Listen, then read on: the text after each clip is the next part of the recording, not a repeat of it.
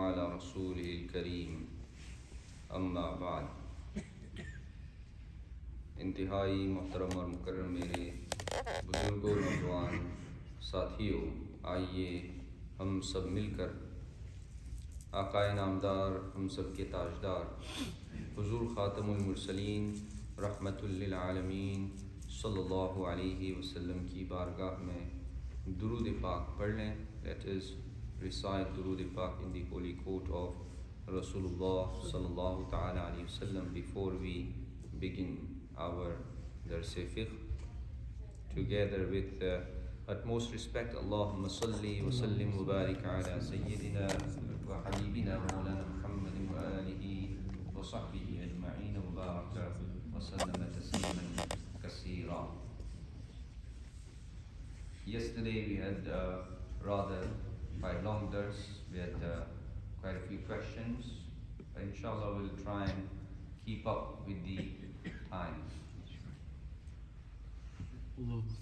We concluded yesterday on for zakat to be compulsory upon an individual, there has to be certain conditions met. If those conditions are met, then zakat will become compulsory. For example, we learned about a person to be Muslim, a person to be baligh at the age of puberty, a person to be sane, to be free, a person to be malik nisab, mean he should have enough money that reaches to the zakat threshold. What he has to have in his possession completely. That means if he does not have it, if the money that he supposed to have not in his possession is being taken away or he's been robbed, etc., in all of those cases he is not the complete possessor of the wealth. Well, this could bring a little bit of confusion in terms of what if a person has given money to someone, in lending money to somebody else, or someone has borrowed money from you. So currently the money is not with you, but again the possession is yours. मिल्कियत आपकी है, तो इस मिल्कियत की बुनियाद पर आपको ज़कात देनी है, न कि उस बंदे को जिसने आपसे पैसा उधार लिया है. If someone has borrowed money from you, then you or the owner, it is your responsibility to pay the zakat of that money. Whatever he has the zakat threshold, it has to be free from hajate asliya, mean the necessities that he has to use his money for day-to-day living. After that, whatever is left over should reach to the zakat threshold, should reach to the nisab.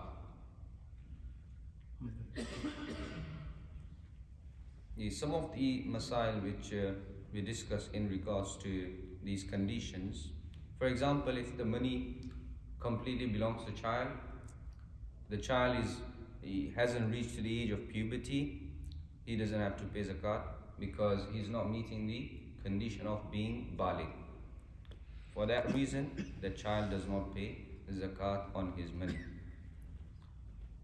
If a person has enough amount of money and debt, both he has, so he has money and upon him there is a debt, in that case, if he deducts his debt and then whatever is left over does not reach to the nisab, he does not have to pay zakat, even though he has the money, he hasn't paid the debt yet.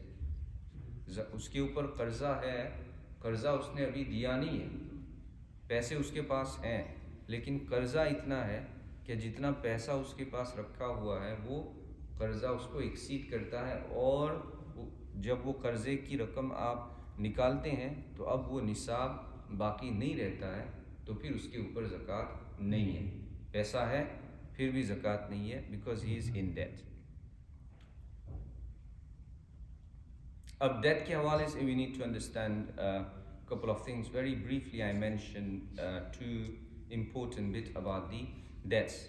The debt they have, whether it is short-term or long-term debt. Short-term debt, for example, credit cards, etc., borrowing from people, friends and family. Long-term debt, such as mortgages, etc.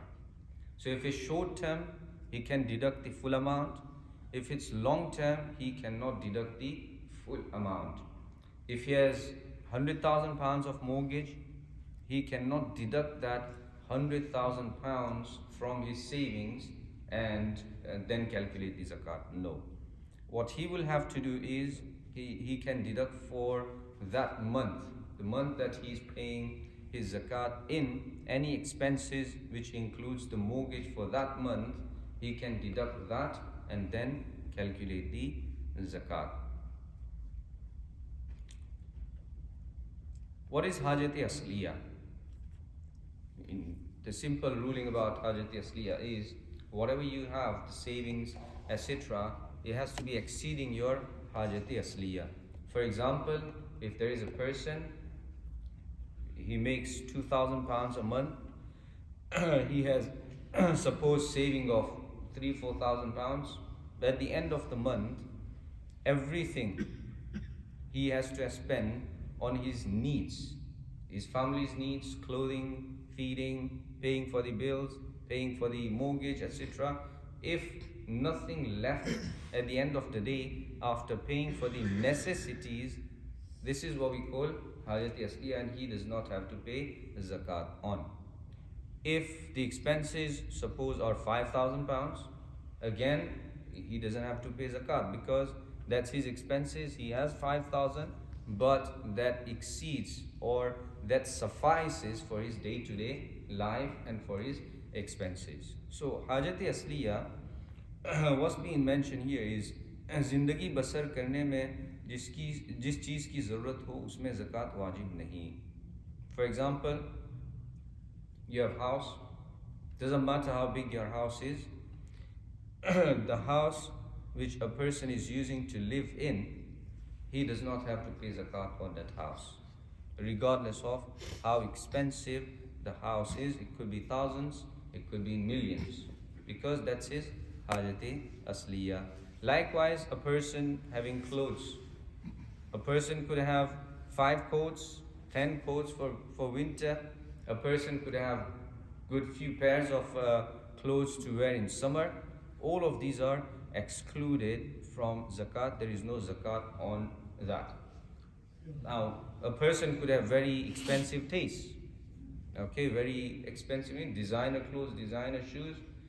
Even then, what he is using to wear, there is no zakat on.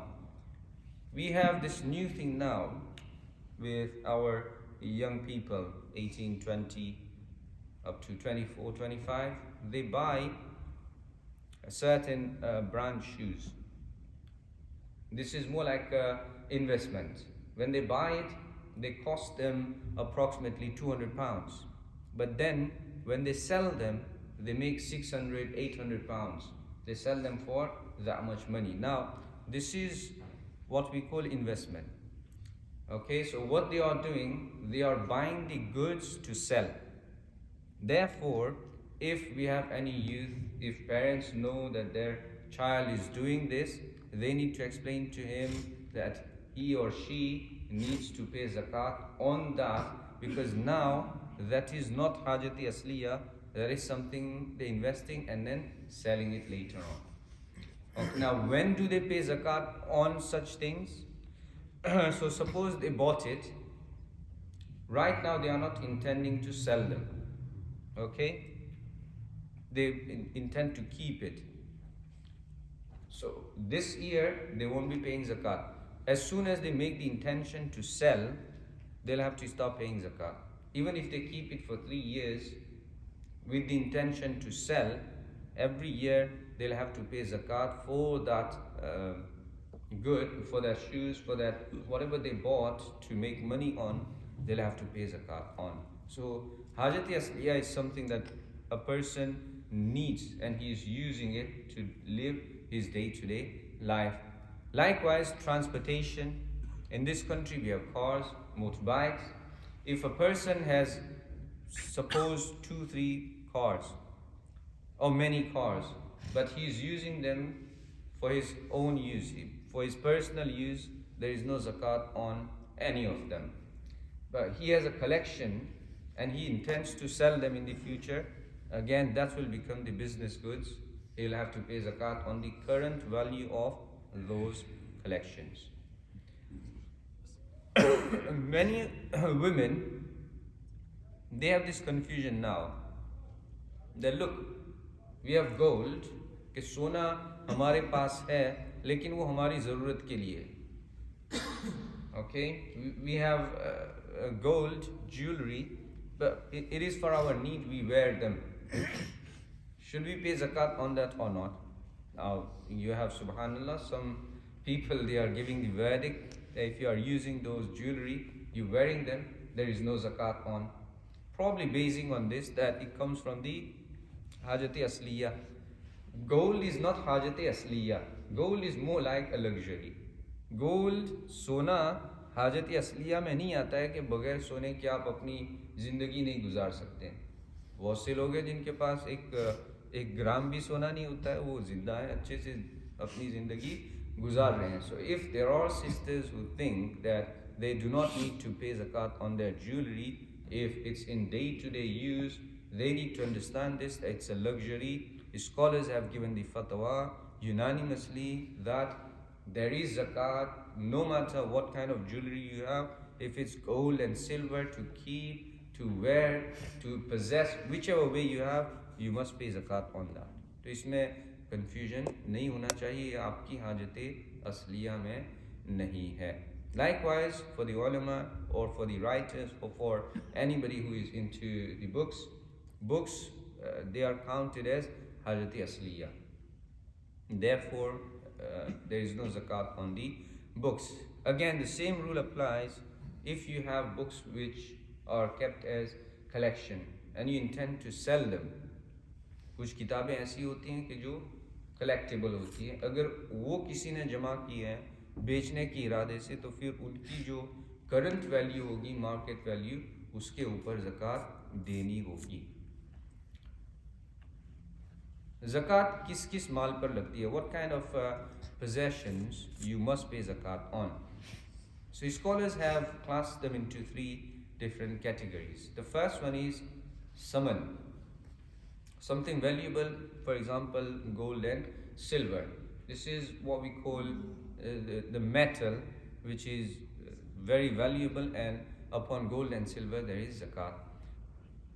Then you have number two, mal tijarat, any goods which is to sell, any stock that a businessman has, he has to pay zakat on the entire stock.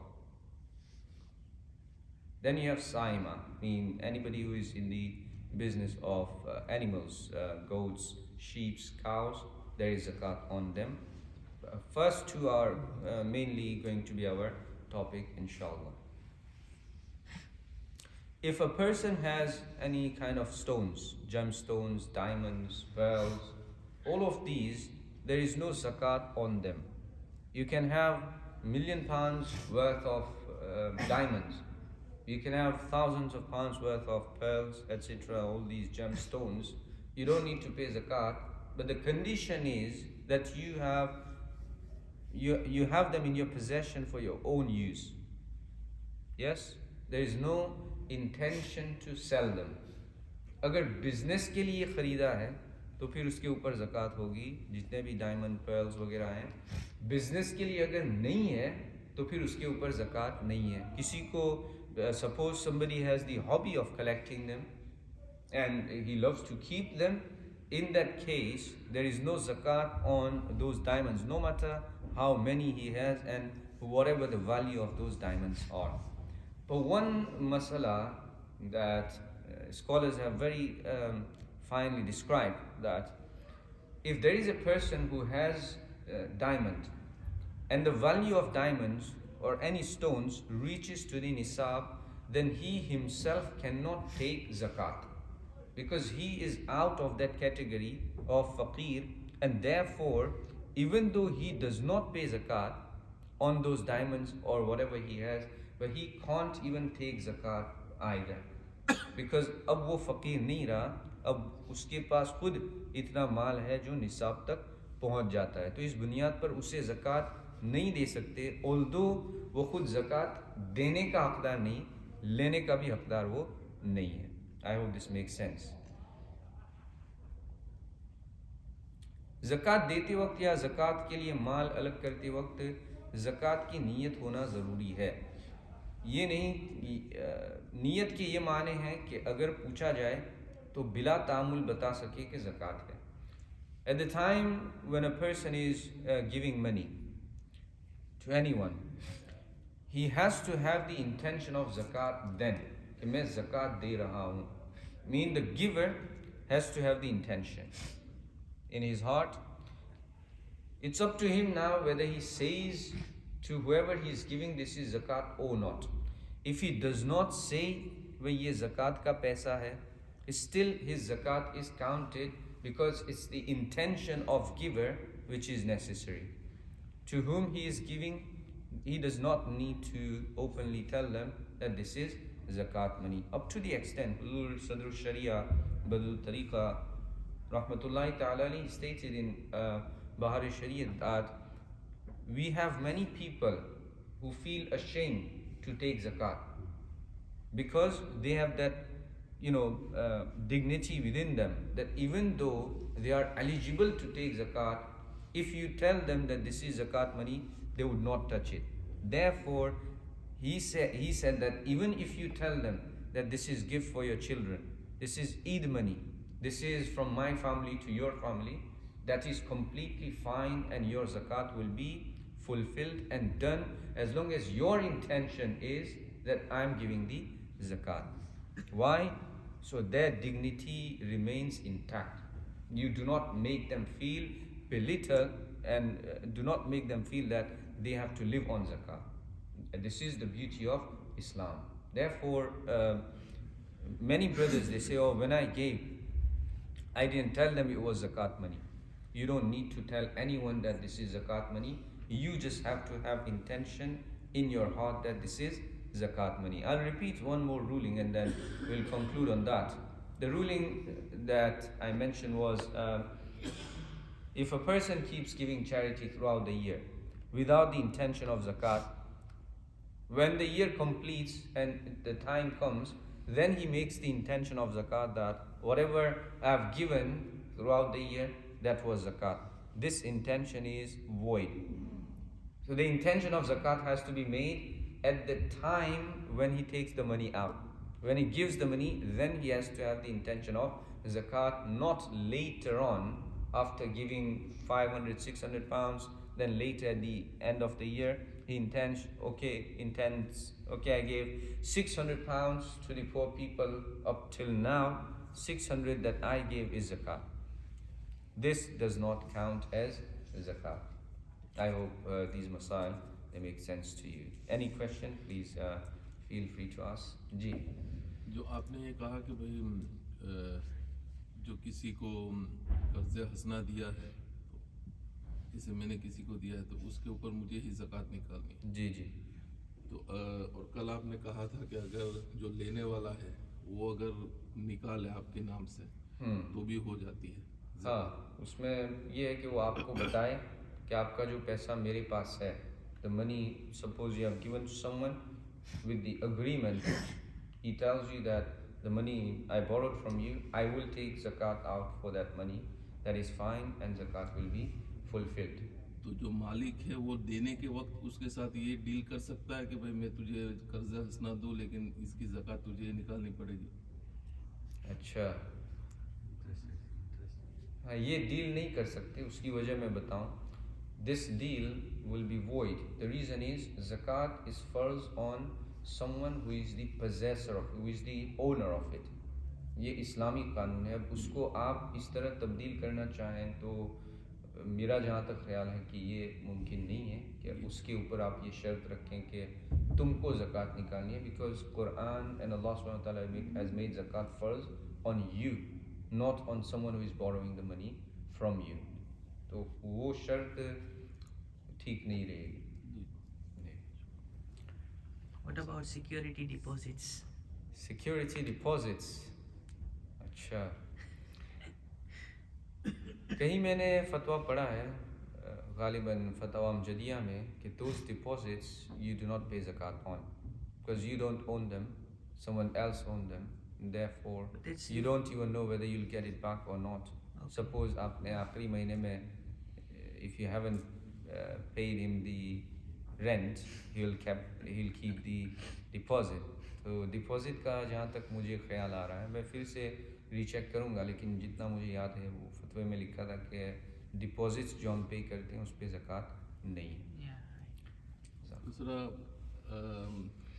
ये जो आप कहते हैं कि भाई जिसको भी ज़कात देनी है उसको मालिक बनाना है, तो जो हम किसी ऑर्गेनाइज को देते हैं या किसी दालों में वगैरह देते हैं, तो वो हम मतलब कि उस जो ऑर्गेनाइज है उसको या फिर जो भी बंदा जिम्मेदार है उनको देते हैं, तो वो फिर किस हिसाब से वर्कआउट होता है? अच्छा, मैं इंग्लिश में पहले रिपीट कर दूँ। The question is one of the condition for zakat is whoever you are giving zakat to, you need to make them the owner of it. Right? This is for you. This is the condition. Now, suppose if somebody is collecting for the charity, or you put money direct into the charity account, how does this work?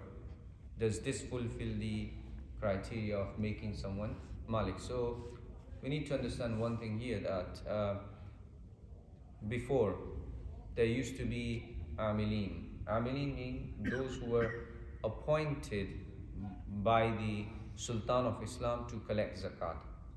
Now they used to go around and they used to collect zakat. Now when people would give them zakat, initially zakat wasn't directly going to the poor people.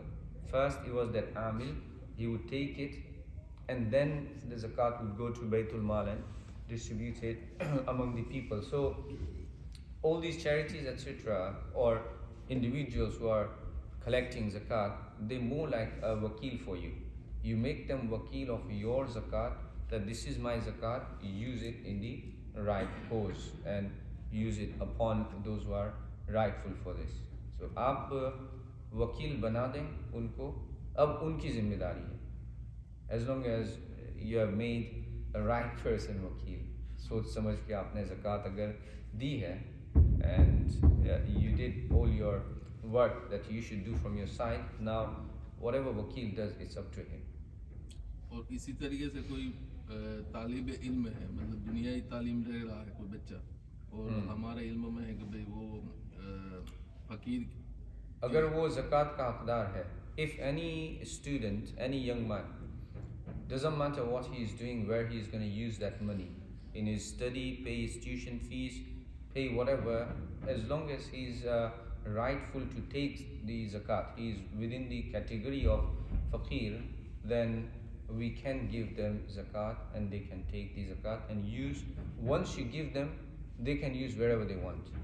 अगर हम directly उसी school को या उस दारूम को या जो भी वहाँ जहाँ वो तालीम हासिल कर रहा है, जैसे यहाँ सेंट्रल मोस्ट में पढ़ रहा है, तो हम डायरेक्ट सेंट्रल मोस्ट के इंतजामिया को ही उसके नाम से अगर हम पूरी रकम दे दें, इसका जो भी स्पॉन्सरिंग, बेसिकली स्पॉन्सर भी आप कर सकते हैं, because at the end of the day whatever they will take, it will be used on him, that individual boy who is eligible for zakat money to be used on him. इस बुनियाद पे आप दे सकते हैं। यहाँ एक one ruling I'll quickly mention that has been mentioned in basic books of Fiqh. Any money that is collected, suppose by Darul Ulooms or any institute which has mixed of students, they have students who are eligible for zakat to be used on them. They have students upon whom zakat cannot be used. They are from good families. Therefore, people who are running those institutes, they need to be very careful in terms of how they are using the zakat funds. They cannot just use zakat funds on all the students, yes, or the other thing is hila shari. They must do hila shari before using all these funds. So that's one of the way. So either you give direct to the student because he's eligible, or you make the idara wakil, your money should be used on that student. Again, he is eligible for zakat to be used on him. Idara can use that money on the student. Zakat. अल्लाहुम्मा सल्ली व सल्लिम बारिक अला सय्यिदिना व हबीबिना व मौलाना मुहम्मद व आलिहि व सहबिहि अजमईन। मौला करीम, आज की हमारी इस नशिश को अपनी बारगाह में कबूल फरमा। जो कुछ भी सीखा और सिखाया गया मौला करीम, इसमें कोई गलती रह गई अपने करम से मुआफ़ फरमा। हम तमाम को अपने हिफ्ज़ व अमान में फरमा। तमाम को रमज़ान के बरक़ात से माला माल फरमा। बहुत सी ऐसी रमज़ान मज़ीद हमें क़ुव्वत व तवानाई के साथ अता फरमा। मदीने पाक की बहारें हम तमाम को रमज़ान पाक के महीने में दिखा। सल्लल्लाहु तआला अला खैरि खल्क़िही व नूरि अर्शिही मुहम्मद व आलिहि व सहबिही अजमईन बिरहमतिका या अरहमर राहिमीन। जज़ाकुमुल्लाह। अस्सलामु अलैकुम।